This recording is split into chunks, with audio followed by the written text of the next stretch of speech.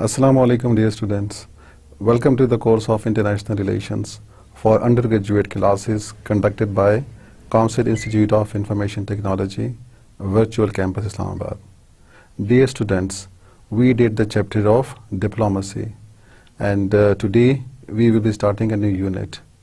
Before we continue with our new unit, let's have a review of our previous lecture. In the previous lecture, which was about diplomacy, and we defined what is diplomacy. So diplomacy is the use of, it's the application of intelligence and the application of tact and the use of negotiations to solve interstate disputes, to solve interstate problems, and also to promote national interest. We then define the functions of a diplomat. The functions of diplomat are representation, which means a diplomat represents his country in the receiving state, where he is reporting different kind of events and represent his country. Then the next is about negotiations. So a diplomat also go for negotiations. He hold discussions, he hold talks, and through these negotiations, there are different types of issues and problems which are addressed and discussed. The next function of diplomat is reporting, because he has to keep a very close eye on the events and the different kind of issues that are happening in the receiving state. तो वहाँ जो भी events हो रहे हैं, जो भी activities हो रहे हैं, so the diplomat has a supporting staff with the help of which he prepares report and then reports back to his sending state, ताकि अपनी जो government है और जो foreign office है, so based on that reports they can change their or modify their policies and to establish good relation with that particular country. The next is the protection and promotion of national interest and to safeguard the rights and the different tasks which the citizens face in the new country, and to help them and to offer them all kind of assistance and support in the foreign country. Then we discussed about the type of diplomacy, and we discussed there are two main types. One is the old diplomacy or the traditional diplomacy, and the second is the modern or new diplomacy. If we compare the two diplomacy, we observe that the old diplomacy was Europe-centered. It was only centered on the countries that were in the Europe continent and were not considering the countries which were outside Europe. But in contrast to this, the new diplomacy studies all the countries in all the continents. Then in the traditional diplomacy, the weaker states were ignored because they have no major powers and were not responsible for the world peace, while the major powers were responsible for the world peace. So जो old diplomacy है या traditional diplomacy है, it was focused on the big states and ignored the weak states, while the new diplomacy focused on all the states. It studied all the states. The new diplomacy is open, while the old diplomacy was secret.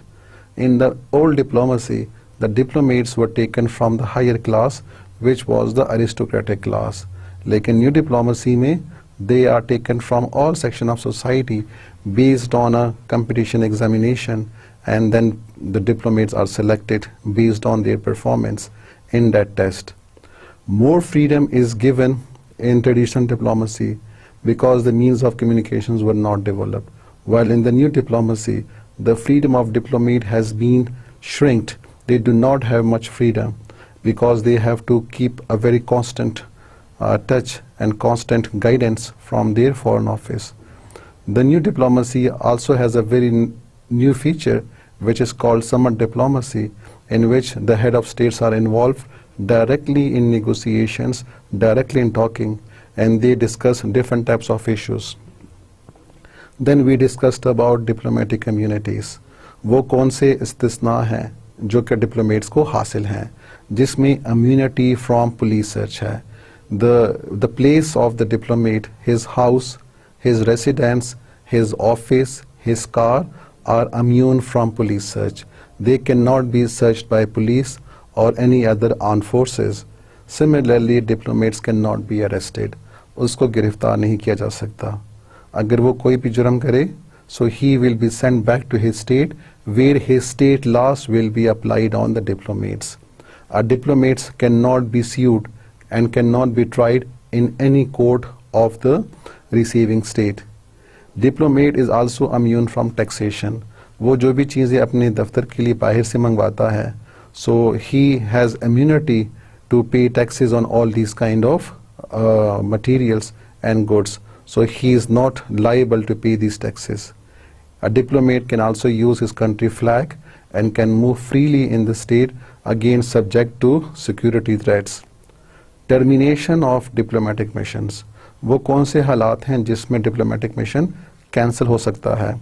तो उसमें expiration of the duration of the mission, recall notice, where a state recall its ambassador to come back to its state, persona non grata, जिसमें receiving state diplomat को persona non grata कह देता है, after which the diplomat has to leave the country. With the death or the change of the government, the declaration of war between the state, merger or extinction of either state. अगर कोई भी रियासत ख़त्म हो जाती है या किसी दूसरी रियासत में ज़म हो जाती है तो वो अपना वजूद खो देती है, जिसके बाद that country diplomat will not serve, will not function. As a result, the diplomatic mission will be ended. So this was all the summary of our previous lecture. Today we will be studying about Introduction to International Law.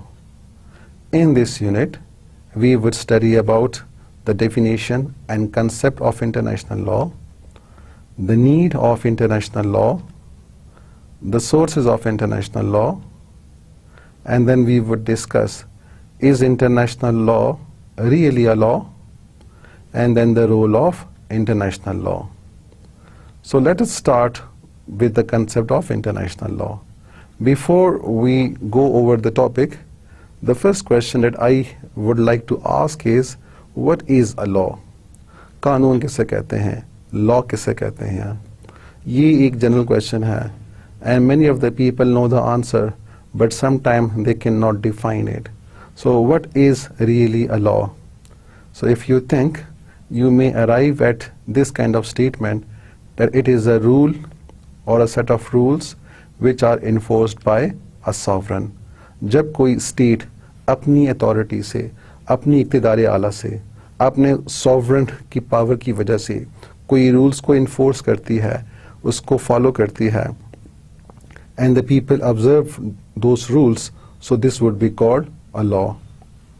What will happen if there is no law? अगर किसी मुल्क में कानून नहीं है, कोई law नहीं है, कोई ज़ाब्ते हयात नहीं है, so what will be the result? What would happen, or what can happen? There would be confusion, conflict, and violation of rights. This is very obvious. So we can easily see that in the absence of no law, there would be confusion. There would be different kind of uncertainties. As a result, the people would not know how to behave, how to act.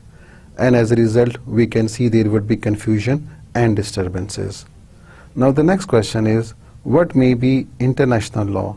क्योंकि अगर किसी मुल्क में कानून नहीं है, so we can see there would be confusion and disturbance. But if there is no international law, so what may be international law?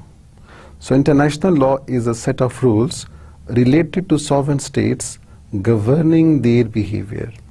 जिस तरह नाम से जाहिर है कि international law, which means this law deals with the international relations, with the affairs on the international. जहाँ पे हमारे पास जो parties हैं वो कौन है? वो states हैं, वो रियासतें हैं, वो sovereign entities हैं, sovereign bodies हैं. So these sovereign bodies, these states, so the rules which are related to the behavior governing these states would be called international law. तो ऐसा ज़ाब्ते, ऐसे कवानीन, ऐसे असूल जिनका ताल्लुक स्टेट से हुआ और वो स्टेट्स के बीच के जो रिलेशंस हैं, उनके जो बीच के ताल्लुकात हैं, उनको रेगुलेट करे, उनके साथ उनका ताल्लुक हो. So such kind of rules would be called international law. Again the question is, what will happen if there is no international law? अब जिस तरह इंसान है, जिस तरह फ़र्द हैं, And when there is no law, so we see there would be confusion and disturbance in the society. So as a result, if there is no international law between the states, so what may happen? And you can see the consequences that it will again result in confusion, conflicts, uncertainty, and unpredictable behavior. Again, the states would not know how to act. Where is the actual process? What is the actual problem? And different states would interpret the problem accordingly, according to its own thinking and its own norms and values. तो हर एक state उस problem को अपने मुताबिक लेगा और उस तरह उसका हल निकालेगा. लेकिन हमें स्टैंडर्ड चाहिए. We want standards. We want uniform procedures to be followed by all states.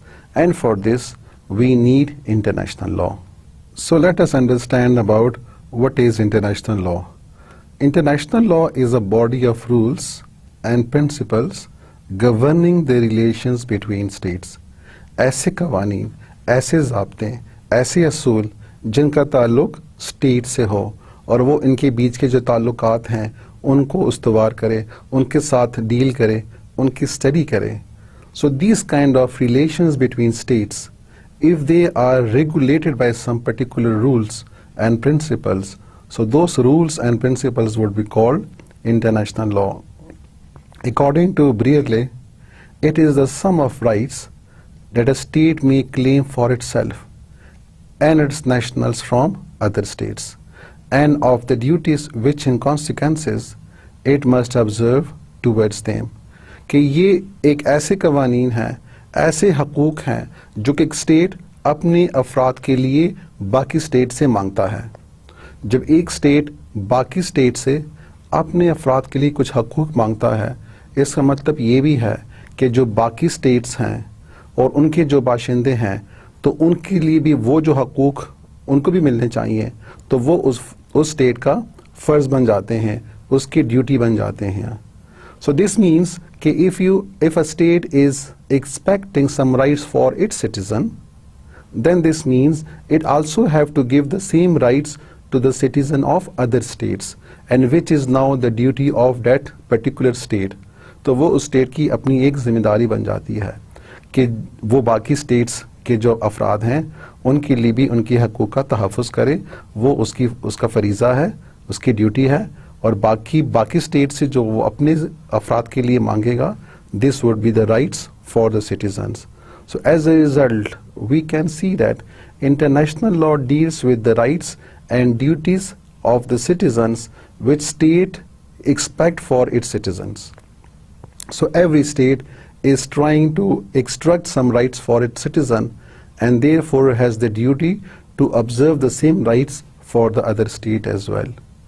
According to Professor Oppenheim, international law is the name for the body of customary and conventional rules which are considered legally binding by civilized states in their intercourse with each other, which means it is again the name of body of customary and conventional rules. ऐसे रसूमो रिवायात जो कि एक state follow करती है, और इसलिए state follow करती है ताकि जो सिटीजन्स हैं, जो बाशिंदे हैं, जो इंडिविजुअल्स हैं, so they are given their due rights. And these principles, these conventions, these customs, they are legally binding on the state. एक स्टेट इसको समझता है कि जो उसकी ओबीडियंस है, उसकी जो कंप्लाइंस है, वो उसका फरीज़ा है, उसको फॉलो करना है. And these rights shall be given to the citizens of all states. So when the states are dealing with one another on international level, they observe some principles, they observe some customary rules. ऐसे rules हैं जो कि एकदम बने नहीं हैं, बल्कि वो एक काफ़ी पीछे से, पास से होते आ रहे हैं. The state knows that these rules are existing. उस rules पे जो states हैं वो काफ़ी काम कर रहे हैं, वो उसको follow कर रहे हैं. और ये जो rules हैं ये इसलिए हैं ताकि जितनी भी countries हैं, जितनी भी states हैं, वो उन rules को follow कर सकें. आखिर क्यों follow करें? ताकि जो उनके अफराद हैं, जो उनके citizens हैं, उनके हकूक़ का तहफ़्फ़ुज़ किया जाए. So in a very short, in a very concise manner, we can say international law is related to those rules and those principles which govern the relation between different states. जितनी भी रियासतें हैं उनके बीच के ताल्लुकात को कायम रखती है and deals with these kind of behavior and states. International law deals with and protects the following. आखिर इंटरनेशनल लॉ में कौन से स्पेसिफिक बॉडीज हैं जिनसे इसका ताल्लुक है? तो इसमें तीन मेन एक्टर्स हैं, तीन मेन एजेंट्स हैं, जिसमें स्टेट्स फर्स्ट ऑफ ऑल खुद हैं. जितनी भी रियासतें हैं तो उनका ताल्लुक और वो भी अपने लिए कुछ हकूक मांगती है. So therefore international law deals with the rights and duties of state as well. तो जितनी भी रियासतें हैं, जितने भी countries हैं, so when they are dealing with one another, so that relations and that smooth relation should also be regulated. So as a result, we can see international law deals with the states and also protect the states against other states. The second is it protects individuals. तो जो फर्द उस state में रहते हैं, जो अफराद रहते हैं, जो बाशिंदे रहते हैं, उनके हकूक़ का भी तहफ़्फ़ुज़ करना है. अगर ये अफराद किसी और मुल्क में चले जाएं तो वहाँ भी उनके हकूक़ का तहफ़्फ़ुज़ करना है. और इसी तरह डिफरेंट सिचुएशंस में इन लोगों के हकूक़ का तहफ़्फ़ुज़ करना है. जिस तरह जंग के ज़माने में लोगों के हकूक़ का तहफ़्फ़ुज़ मज़ीद बढ़ जाता है. So therefore international law also protect individual. In this individuals, it deals with human rights and humanitarian laws, protecting the rights of individuals and groups in both peace and war against violation by states and other non-state actors. So we can see that international law not only protects state against state, it also protects the individuals, especially during the time of crisis, during the time of war. Third, international law deals with organizations. कैसे organizations? This may means different types of international organizations or institutions or multinational corporations. ऐसे bodies जो कि मुख्तलिफ countries के साथ, मुख्तलिफ nationalities के साथ उनका ताल्लुक हो, so they are called multinational organizations. So international law also protect the rights of these kind of international organizations because they are dealing with different states. As a result, their rights shall also be protected. So these are the three main bodies which the international law seeks to protect. अब इसके बाद नया question ये है कि why we need international law? What is the need of international law? So we can see that international law is required for different purposes. The first purpose is that we need international law for ensuring peaceful relations between states. Because if there is international law, if there is existing international law, so there would be peace between states.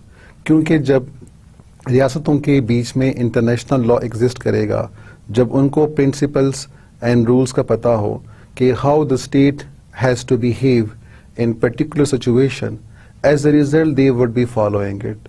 And when they would be following or observing these rules, as a result there would be no conflicts and no tension. But remember, when there is no international law or the states do not know about international law, as a result they would try to solve problems on their own, which may result in different kind of conflicts and disputes. And similarly, it prevents the use of force and threats in case of international disputes. Because the state know that how to solve the problem, what is the way out, एक मसले का हल क्या है और उसको कैसे हल किया जा सकता है. So when the states know about these kind of rules, they would not go for the coercive use of their force and try to solve the problems. Rather, they would go for peaceful method of solving the problem. As a result, in the presence of international law, we can expect there can be peace. Otherwise, the states would be resorting to the use of force to solve disputes. It provides solution to different problems through predefined standards and principles. So international law gives the rules. It gives different types of solutions for different kind of situations. कि अगर ऐसे situations हों, for example, जंग के हालात हों, so how would the army behave? How would the army act? What are the responsibilities of that particular military? Or what are the or responsibility of that particular state and the government. So when these rules are there, as a result they would be following it. So international law gives solution to the problems, and with different kind of disputes it tells us the way out. It protects the rights and interests of states, individuals, groups and other non-state actors during peace as well as war. तो जिस तरह पहले बताया कि international law deals with the individuals, it deals with the states, it deals with different types of international organizations. इसी तरह वो इनके rights को भी protect करती है कि इनकी हकूक का violation ना हुआ, and the states always, especially that state which is the aggressor state, so they should be complying some rules. They should not be going for exaggeration and the misuse of their force. International law regulates issues related to exploitation, exploration and utilization of natural resources, trade or business relations, as well as protection and management of environment. जिसका मतलब ये है कि because international law is giving us the rules and principles, it also helps the state how the resources should be exploited, how these resources should be used, how these resources should be again further transported to the society, and how they can be imported in different types of markets and business. So all these kind of rules are also given by international law. क्योंकि इसका ताल्लुक पूरे society से है और पूरी world society से है. As a result, it has given us different types of rules and support how to carry on a particular activity in this civilized world. The sixth is it regulates the conduct of states during warfare, the rights of prisoners, protection of civilian population, protection of educational institutions, hospitals, etc. Especially जब emergency के हालात हों, जब crisis हों, तो उसमें international law का need ज़्यादा बढ़ जाता है, because a state has to ensure the compliance to international law, जिसमें जो अवाम है उनकी हकूक़ का तहफ़्फ़ुज़ है. इसके बाद जो कैदी आ जाते हैं, जो जंगी कैदी हैं, which are called prisoners of war, how they shall be dealt with, what are their rights. So these kind of all guidelines are provided by international law. लेकिन अमूमन बात ये होती है कि sometimes the states do not follow these kind of laws, and as a result, when they are not complying with these kind of international rules and international law, as a result there comes a very grave concern of the world public opinion, and then that state is condemned. लेकिन अमूमन हम ये कोशिश करनी चाहिए, और जितनी भी states हैं उनको ये कोशिश करनी चाहिए कि जो international law ने rights set किए हुए हैं, so they should be observed, and there should be no aggrandizement, there should be no extreme step that should be taken by a particular state. अपने इख्तियारात से तजावज़ नहीं करना चाहिए, जो rules given है उसको follow करें. With this we can see that the problems can be easily solved and there would be no public reaction as well. Now the question again is, what is the source of international law? इसके माखज़ क्या हैं? इसके sources क्या हैं? So the international law has different sources. Number one is treaty, second is customs, the third is judicial decisions, writing of scholars, jurists and commentators, and resolutions of international organizations and institutions. These are some of the sources of international law. Let us discuss them point by point. पहला कौन सा है? The first is treaty. What is treaty? मुआहदा किसे कहते हैं? क्या होता है ये? If you think over it, you can see that for a treaty, at least you must have how many parties? At least there should be two parties, or even there could be more than two parties, but at least you need two parties for a treaty. So a treaty is an international agreement concluded between states or parties. अब ज़रूरी नहीं कि internationally हो, but because we are dealing with international law, so as a result here the treaties are those which are international. So the international agreement between two states or two parties, जब दो states, दो फरीक आपस में एक agreement करते हैं, एक मुआहदा करते हैं, उनके बीच में कुछ चीज़ें तय हो जाती हैं कि इस तरह उसको फॉलो करना है. So this is called an agreement, and this is also called a treaty. It may be written or it may be oral, but as long as it is an agreement between two parties, this would be called a treaty. Now there are two types of treaty. One deals with treaty and agreements between two states. जिस तरह पहले बताया कि minimum इसमें दो फरीक होने चाहिए. तो अगर दो स्टेट्स के बीच में कोई एग्रीमेंट हो रहा है, so this is one type of treaty. And this treaty would be binding on these two states. ये सिर्फ इन दो फरीकों पे लाजिम है कि वो उस ट्रीटी के जितने भी शिकें हैं, उसके जितने भी पॉइंट्स हैं, उसको फॉलो करें, उस पे अमल करें. बाकी स्टेट्स का उन पे एग्री होना ज़रूरी नहीं है, because they are not a party to that kind of treaty. अगर दो ममालिक आपस में कोई मायदा करते हैं तो ज़रूरी नहीं है कि कोई तीसरा मुल्क भी उसी के ऊपर अमल करे, क्योंकि वो उसका सिग्नेटरी नहीं है, उसके ऊपर साइन नहीं किए, वो इस मायदे का मेंबर ही नहीं बना. So this kind of treaty is only applied on the two states which are agreeing and which are signing the treaty. The second is called that treaty which is between many states, or you can say it is among many states. So this is giving general rules for a large number of states. This plays more significant role than the first one.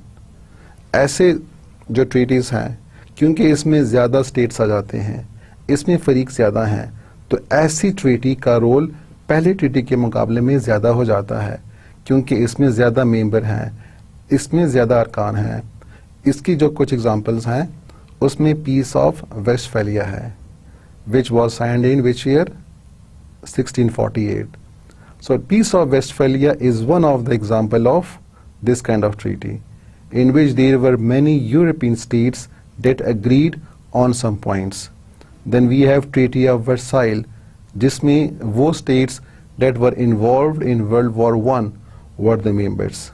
Then we have Geneva convention, and then there are two Geneva Conventions, 1929 and 1949. Then we have then UN Charter of 1945. So these are some of the treaties in which there were many states.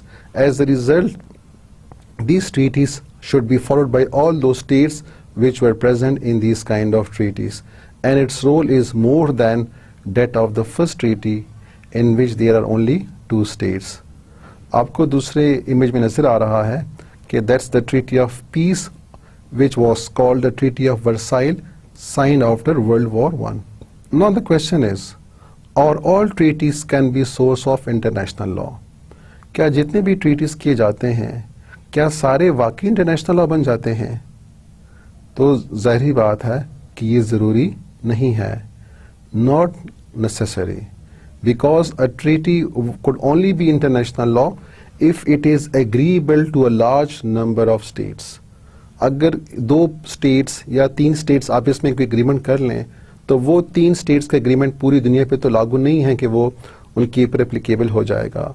लेकिन अगर states ज़्यादा हों, या वो जो treaty दो states कर रहे हैं या तीन states कर रहे हैं, वो ऐसी उसमें बातें मौजूद हैं कि जो कि based on justice है, based on equity है, तो हो सकता है कि उसको ज़्यादा स्टेट्स फॉलो करें, क्योंकि that points based on justice can help all the states. तो अगर बहुत से स्टेट्स उसको फॉलो करें, उसको तस्लीम करें, then that kind of treaty can be a source of international law. So treaties which are widely accepted and endorsed by states can become source of international law. The second source of international law is called custom. The question is, what is custom? जिसको आप रसूम भी कहते हैं, रिवाज भी कहते हैं. तो आखिर क्या होता है ये? इसमें एक बात तो आप काफ़ी आसानी से गैस कर लेंगे कि रसूम और रिवाज काफ़ी अरसे से चले आते हैं. They are not made at once, rather they are continued for a longer period of time. तो मतलब ये है, ऐसे प्रैक्टिसेस, ऐसे कन्वेंशंस जिसको लोग काफ़ी अरसे से फॉलो करें. सो this kind of practices would be called customs. So customs are generally accepted practices of a group of people, जिसमें ये भी शर्त है कि वो जो प्रैक्टिस है वो ज़्यादा लोग करें, ना कि सिर्फ एक दो लोग करें. तो ऐसे प्रैक्टिसेस, ऐसे अवामिल, ऐसे काम, ऐसे अमूर जिनको एक ग्रुप करता है और वो ग्रुप उसको काफ़ी अरसे तक करता आ रहा हो, that kind of practices can become a source of custom, and then they can be a source of international law as well. So if these rules and practices are widely accepted by states, then such customs are made part of international law. इसी तरह हमारे माशरे में भी ऐसे practices हैं, ऐसे रसूम व रिवाज हैं जिनको हमारे लोग काफ़ी अरसे से करते आ रहे हैं.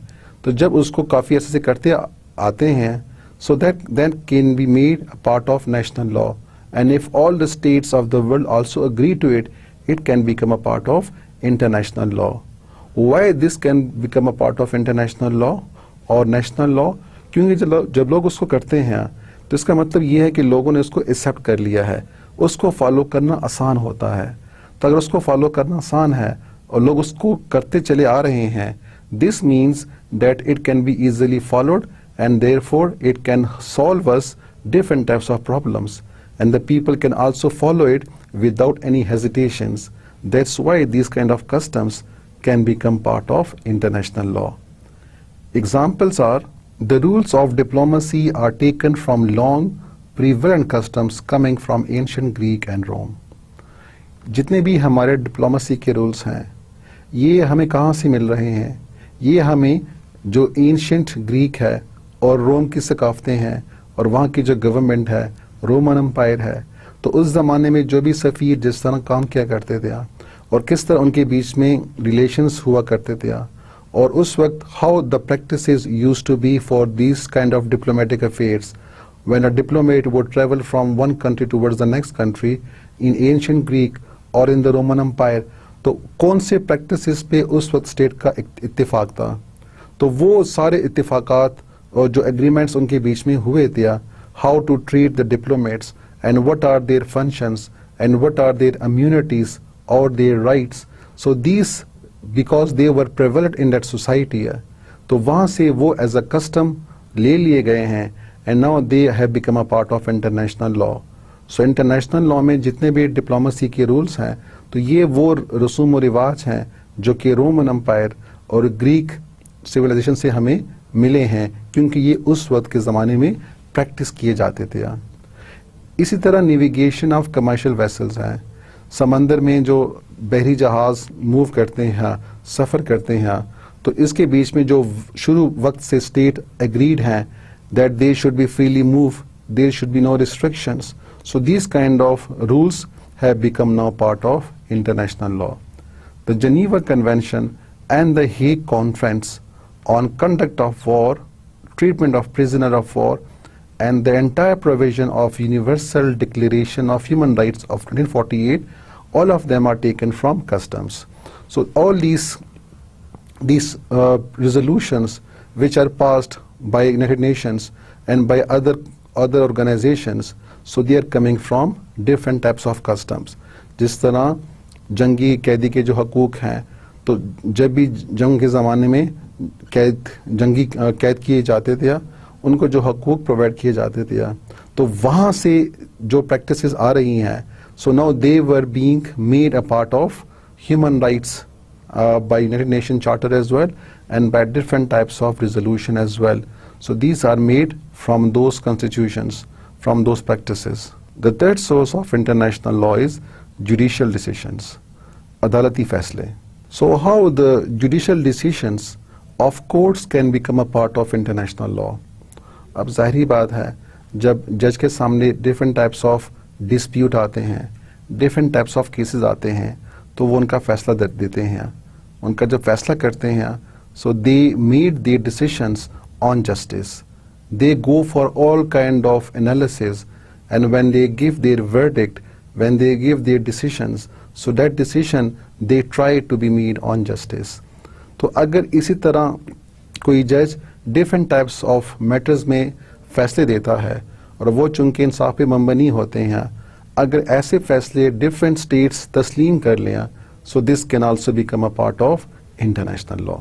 So the judges, while interpreting law and using their good sense of justice, also contributed to international law. The verdict given by judges also serve as a precedent for other judges in deciding about a case. यहाँ पे ये precedent का word use हुआ है, जिसका मतलब नज़ीर है या मिसाल है, जिसका मतलब ये है कि जब एक जज किसी केस में कोई फैसला देता है तो वो दूसरे जज के लिए जो उनके बाद आते हैं उनके लिए एक प्रेसिडेंट बन जाता है। प्रेसिडेंट का मतलब उनके लिए एक मिसाल बन जाता है, जिसका मतलब ये हुआ कि फिर अगर आइंदा जजों के सामने ऐसा केस लाया जाता है तो वो उसी तरह फैसला करते हैं जिस तरह उससे पहले जज ने फैसला किया होता है, क्योंकि वो इंसाफ पे मबनी होता है। तो दिस हेल्प्स द अदर जजेस which are coming later on to decide about the case very conveniently and without any conflict, because there are some decisions which are already made before it. तो ये काफ़ी help करते हैं, जो भी उनके फैसले होते हैं तो ये बाकी जज हैं उनको फॉलो करते हैं। अगर वो समझते हैं कि ये फैसला इंसाफ पे मबनी था, फिर वो उसको फॉलो करते हैं और उसको एक मिसाल बना देते हैं। सो इसी तरह इंटरनेशनल लॉ में भी ऐसे फैसले एक्सेप्ट कर दिए जाते हैं and they are become a part of international law. The decisions of ICJ can also be accepted by national courts as based on equity and justice and thus become a part of national law. ICJ आपको पता है कि किस चीज़ का मुखाफिफ है?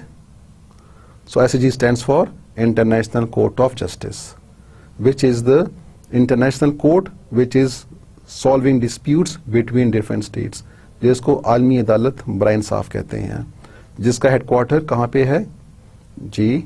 उसका headquarter Hague में है, नीदरलैंड में।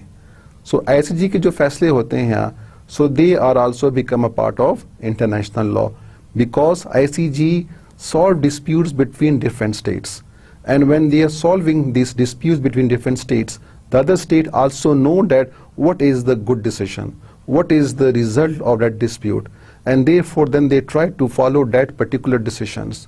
तो काफ़ी help देता है इनके ये फैसले। So these kind of verdicts, these kind of judicial decisions by ICJ becomes part of international law. For example, the judicial decisions made by ICC, International Court of Justice, ICC International Criminal Court है, UN Special Court for Sierra Leone, European Court of Justice, European Court of Human Rights, African Courts of Human Rights, Inter-American Courts of Human Rights.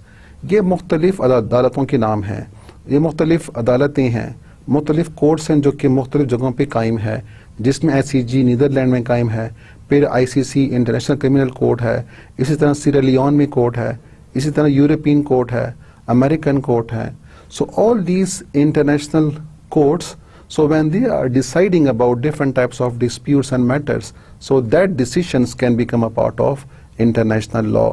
उनका जो भी फैसला आता है तो बाकी जितनी भी रियासतें हैं वो चाहती हैं कि वो उसको फॉलो कर सकें और ऐसे डिस्प्यूट्स ना हो.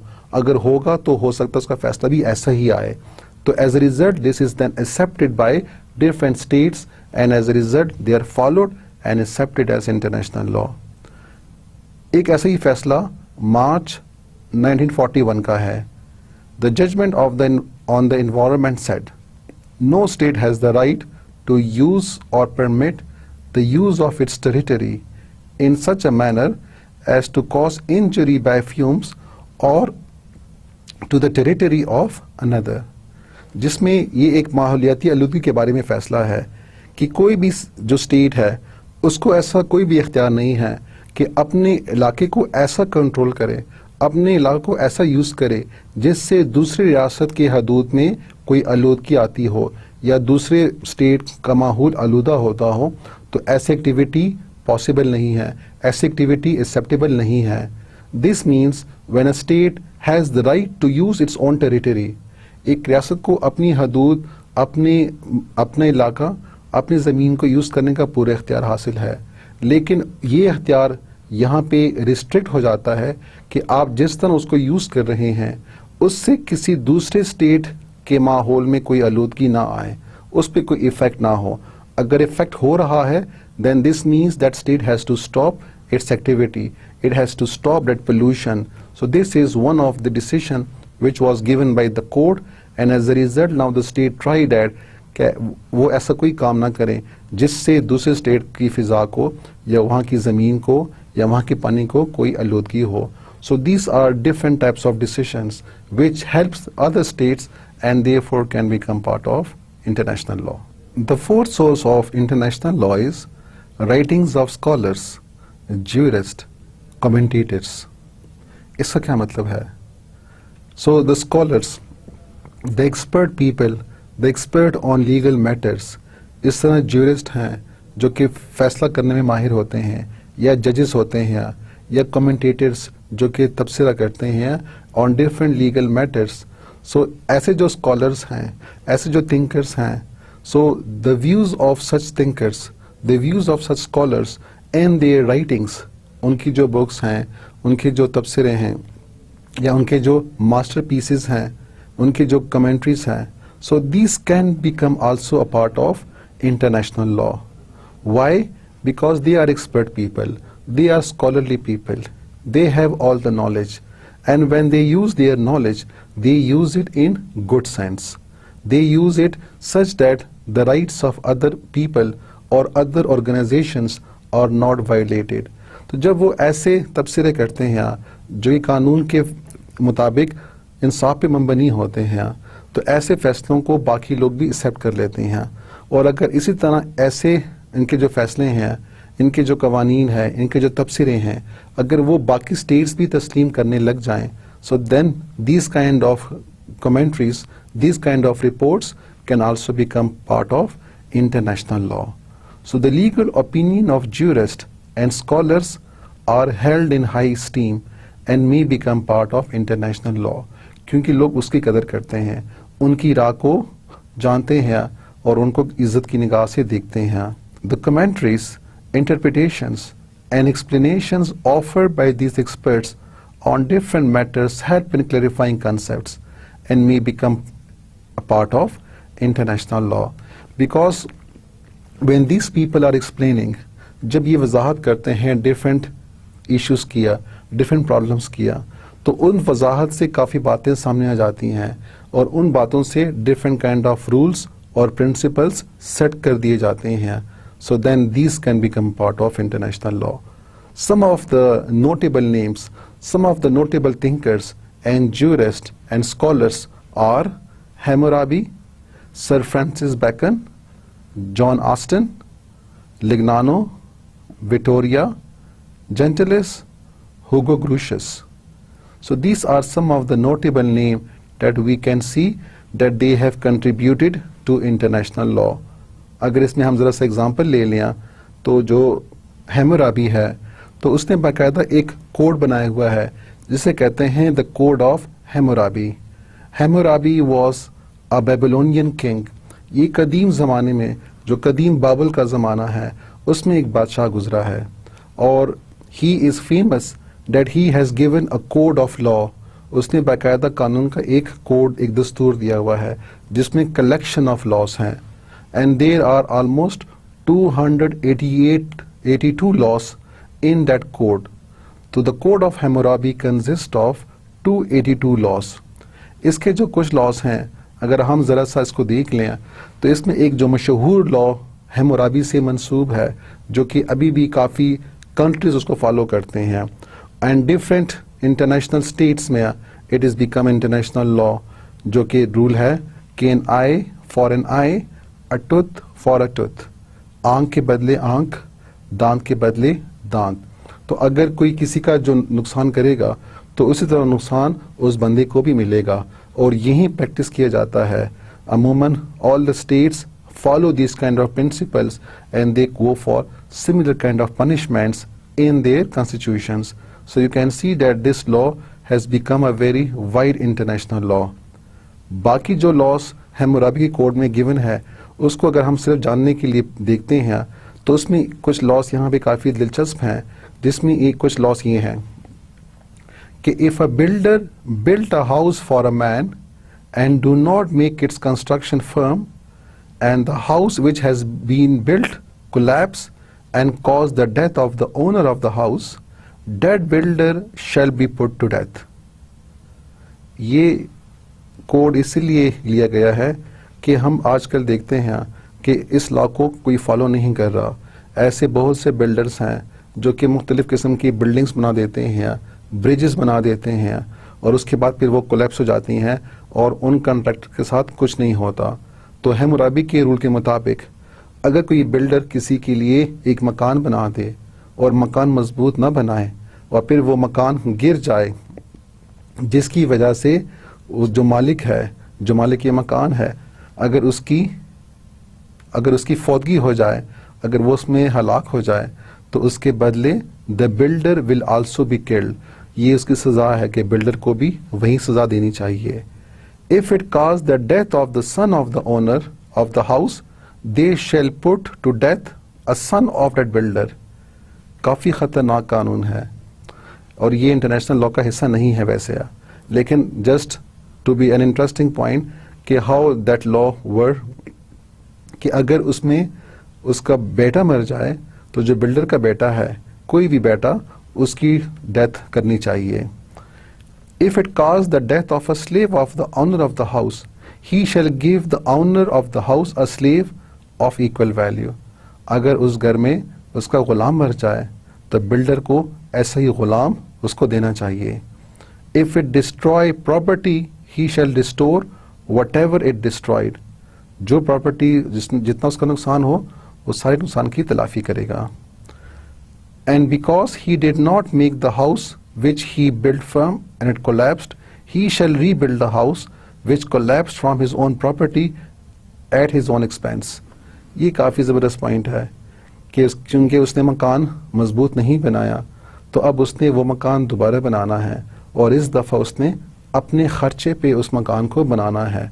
अगर ये आखिरी रूल अभी भी फॉलो हो जाए, कोई भी बिल्डर कोई भी प्रॉपर्टी बनाता है, कोई ब्रिज बनाता है, कोई रोड बनाता है, कोई बिल्डिंग बना देता है, अगर कोलैप्स हो, so can we use this kind of rule on the same builder that he has to make again that object, that building और that road from his own expenses, then we would see that the buildings would not collapse, the bridges would not collapse. Another code is, if a son strike his father, they shall cut off his fingers. अगर कोई बेटा ना मुराद अपने वालिद पे हाथ उठाता है तो उस बेटे की उंगलियां काट दी जाएं. So these were some of the code of Hammurabi that was prevalent in the code of Hammurabi, in which there are 282 laws. Then we comes to Hugo Grotius, who is also very notable, and his writings has become some part of international law. Hugo Grotius was a lawyer who wrote the Law of War and Peace in 1621. ये इसकी book का नाम है. This book is considered the first definitive book on international law. The condition of warfare and respect for private person and their property is mentioned in that book. तो ये जो उसकी book है जिसका नाम the law of war and peace है, इसमें इसने काफ़ी जो रूल्स बताए हुए हैं that are related to war, and most of them have become a part of international law, जिसमें ये है कि जंग के ज़माने में कैदियों के साथ कैसे सलूक किया जाए, और जो औरतें हैं, जो बच्चे हैं, जो बूढ़े हैं, उनके साथ कैसा बर्ताव किया जाएगा, उनके क्या हकूक़ हैं, क्योंकि जंग को ख़त्म तो नहीं किया जा सकता, लेकिन जंग के ज़माने में कम से कम जो हकूक़ हैं उनका तहफ़्फ़ुज़ किया जा सकता है. सो these principles which are given by Hugo Grotius in his book, most of them have been taken in the international law. इसी तरह the principle of freedom of seas जो Hugo Grotius ने डिफाइन किए हैं, जो डिस्कस किए हैं कि किस तरह the ship should move in high seas or in the oceans. It also stresses freedom to navigate the ocean. It also disapproves of war fought in water. कि जो भी समंदरी इलाके हैं, समंदरी पानी है, उसमें जितनी भी ships हैं, so they are free to move. They should not be stopped. They have the full right to use the water, and there should be no war in water, ताकि पानी को आलूदगा ना किया जाए, पानी पे वो गंदगी ना लाई जाए, पानी को साफ रखा जाए, पानी नेविगेशन के लिए है, इंसान के फ़ायदे के लिए है, तो उसको फ़ायदे के लिए यूज़ किया जाए। तो इस तरह इसके जितने भी ये रूल्स या प्रीसेप्ट उसने दिए हैं, so they have become a part of international law. The next source of international law is resolutions of international organisations and institutions. वो करारदादें जो कि इंटरनेशनल ऑर्गेनाइजेशंस से पास होती हैं या जो बड़े बड़े इदारे हैं वहाँ से पास होती हैं, so they can become part of international law. Remember it has become a very strong source at present, क्योंकि हमारे पास एक जो इदारा है जो कि इंटरनेशनल ऑर्गेनाइजेशन है which is very strong. So what is the name of that organisation? जी, the name of that organisation is United Nations organisation, which is composed of more than 190 states। तो जब इतनी बड़ी ऑर्गेनाइजेशन हो जिसमें पूरी दुनिया की तकरीबन नुमाइंदगी शामिल है, तो जब ये किसी फैसले पे पहुंचते हैं और उसको पास करते हैं, तो ये जो रेजोल्यूशन ये पास करते हैं, क्योंकि इसको पूरी दुनिया की मेजॉरिटी ने पास कर दिया है, अब स्टेट उसको इजीली फॉलो करते हैं। तो जब उसको फॉलो करते हैं, so that kind of resolutions become very strong source of international law. So the resolutions passed by international organization on given subject matter constitute a source of international law with respect to the matter in question. इसमें सबसे जो strong point है वो ये है कि it enjoys the support of many states for its enforcement, क्योंकि इसके पास होने में पीछे काफ़ी ज़्यादा रियासतों का ताल्लुक है, पीछे काफ़ी ज़्यादा स्टेट्स इसको सपोर्ट कर रही हैं। इसीलिए ऐसे रेजोल्यूशंस बहुत कदर की निगाह से जाने जाते हैं कि इसको वर्ल्ड की मेजॉरिटी ने पास किया है, और फिर उस पर अमल करना स्टेट की रिस्पॉन्सिबिलिटी बन जाता है। जिसमें कुछ रेजोल्यूशंस के नाम ये हैं: UN Covenant on Civil and Political Rights 1966, UN Covenant on Economic, Social and Cultural Rights 1966, UN Convention Against Torture 1984, UN Convention on Elimination of Racial Discrimination, UN Convention on the Elimination of Discrimination Against Women, UN Convention on the Rights of Child. So you can see that there are different types of groups that were involved in these conventions, and these conventions are giving the rights and different types of the needs that these groups have, and therefore they should be protected. तो इसको तकरीबन सारे मुल्क की रियासतों ने तस्लीम कर लिया है, और अब वो इनको फॉलो करते हैं कि ये जो हकूक़ हैं, जिसमें चाइल्ड के हकूक़ हैं, जिसमें विमेन है, जिसमें रेशियल डिस्क्रिमिनेशन है, जिसमें टॉर्चर के अगेंस्ट जाना है, so this kind of rights are now given by all the states and they are following it because that has become the part of international law. If we just see that what kind of rules are being passed by one of these conventions, so let us take the example from Convention on Elimination of Discrimination Against Women.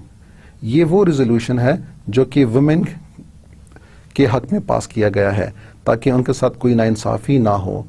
So this convention which was passed by UN states that to embody the principle of equality of men and women in their national constitutions, कि जितने भी states ममालिक हैं जो इसको पास कर रहे हैं, जो कि UN के मेंबर्स हैं, वो इंश्योर करेंगे कि मर्द और औरतों को एक जैसे हकूक़ दिए जाएं, और ये बाकायदा वो अपने आइन में इसको मेंशन करेंगे।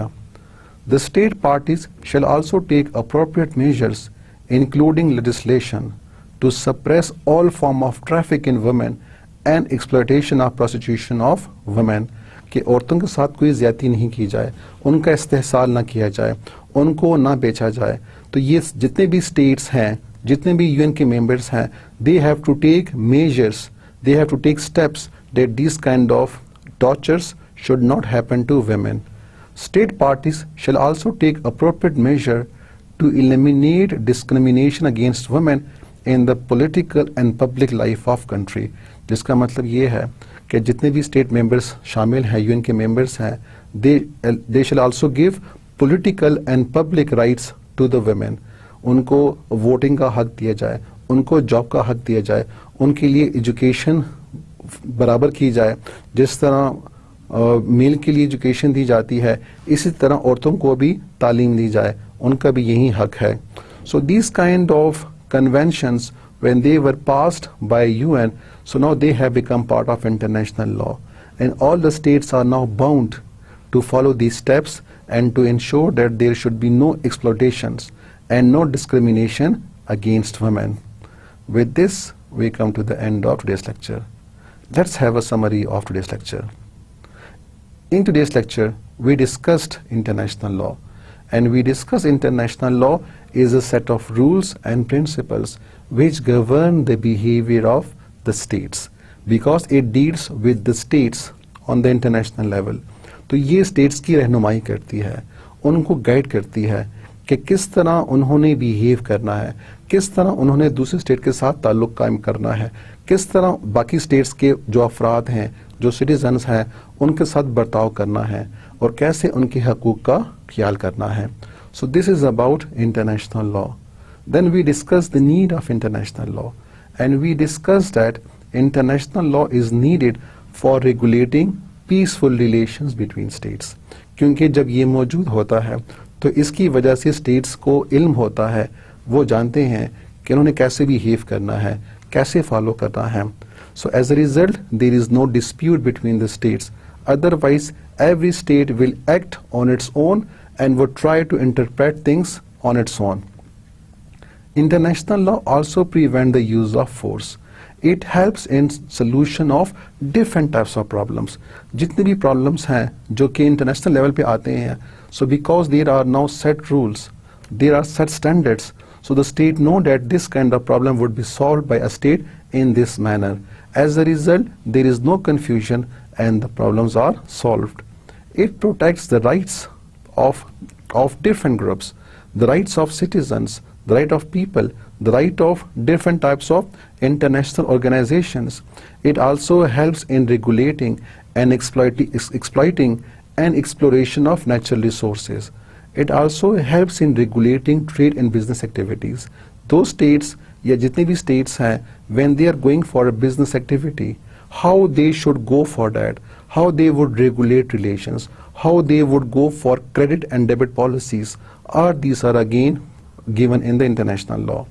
It regulates the conduct of states, and most of the principles and the working of diplomacy is also coming from international law.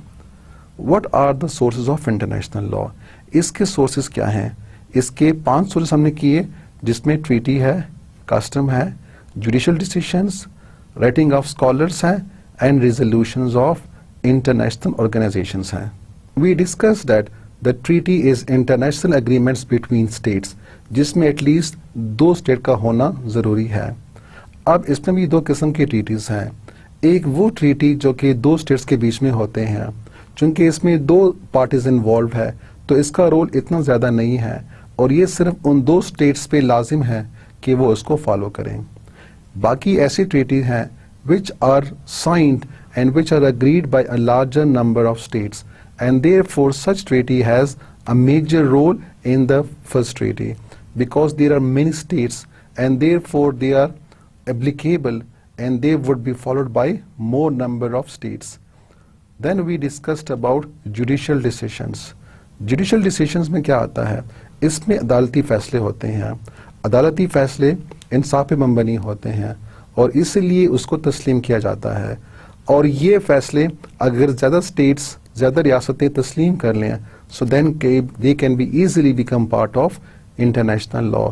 इसमें जो कुछ आलमी अदालतें हैं, जिसमें ICJ है, जिसमें इंटरनेशनल क्रिमिनल कोर्ट है, इसी तरह बाकी कोर्ट्स जो कि डिफरेंट प्लेसेस पे हैं, so their decisions also served as a source of international law. We discuss customs as well. Customs are the practices of a group of people when they are kept and when they are continued for a longer period of time.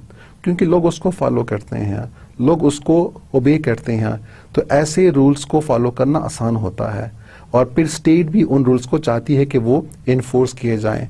और अगर different states ऐसे rule को accept कर ले कि जो लोग कर रहे हैं, लोगों की रजा उसमें शामिल है, so then that kind of rules also become a part of international law.